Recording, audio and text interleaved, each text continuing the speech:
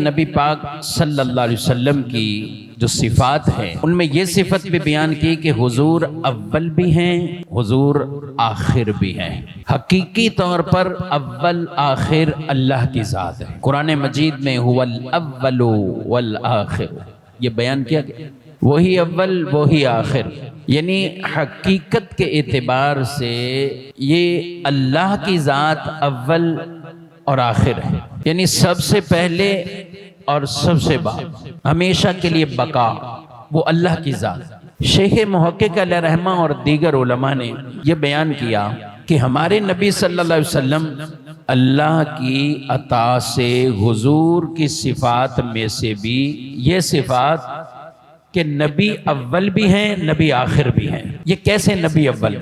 کہا کہ نبوت ملنے کے اعتبار سے سارے نبیوں میں اول میرے اور آپ کے پیارے نبی صلی اللہ علیہ وسلم کی ذات ہے۔ دنیا میں بعثت کے اعتبار سے جو نبی بن کر آئے تو آخری نبی حضور علیہ السلام بن کر تشریف لائے۔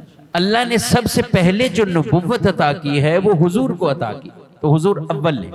اس لیے میرے نبی علیہ السلام نے فرمایا میں اس وقت بھی نبی تھا جب آدم مٹی اور پانی کے درمیان ہے۔ تو باب نبوت کے اعتبار سے اس دروازے کی جو فتح ہے، کھولنا ہے، ابتدا ہے، وہ حضور سے ہوئی۔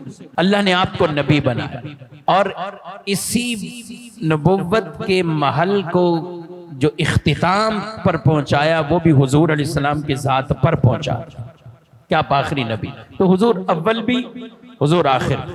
ہمارا یہ عقیدہ، حضور اپنی حقیقت اصل کے اعتبار سے بھی اول ہے، اور نبی صلی اللہ علیہ وآلہ وسلم دنیا میں تشریف لانے کے اعتبار سے، بعثت کے اعتبار سے نبیوں میں آخری ہیں۔